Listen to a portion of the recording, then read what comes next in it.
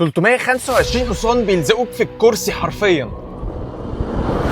قرروا يستغنوا عن كل المرايات، فبقى عندك كاميرات في كل مكان، كاميرات في الجناب وفي العدادات لما تدي اشاره، وكمان المرايه اللي في النص بتقلب كاميرا. 325 حصان و605 نيوتن متر بجنوط مقفوله عشان انسيابيه الهواء مقاس 20 انش، والعربيه دي فعلا من احلى العربيات اللي هتشوفها، من اول الفوانيس المرعبه اللي كلها فولي LED باكسل، لقاعده العجلات الطويله قوي 3000 ملم، للاوكر الفلاش، وحتى السبويلر اللي ورا، والليد بار اللي راسم العربيه من الظهر، تمشيك 500 كيلو في الشحنه الواحده، وواخده 5 نجوم في اختبارات الامان بتاعت اليورو انكاب. بالبادل شافترز تقدر تسوقها طول الطريق بدواسه الكهرباء بس من غير ما تلمس الفرامل. الكراسي اللي قدام مريحه قوي وفيها لاج اكستنشن، وكمان زيرو جرافيتي مود بيدخلك في عالم تاني. فيهم نظام تبريد وتسخين، وكمان الكنبه اللي ورا فيها نظام تسخين وواسعه قوي. عندك ستاير في البيبان اللي ورا، الكونسوله اللي في النص كلها بتتحرك قدام وورا، كاميرات 360 درجه، ساوند سيستم من بوز، شاحن وايرلس، درايف مود سيلكتور في الطرق، امبيانت لايتس بكذا لون مختلف، والبانوراما بتفتح بالمنظر ده. الهيد اب ديسبلاي قدامك بيجيب لك الGPS والبلايند سبوت اسيست وسرعه الطريق، ده غير سرعتك وكمان المكالمات.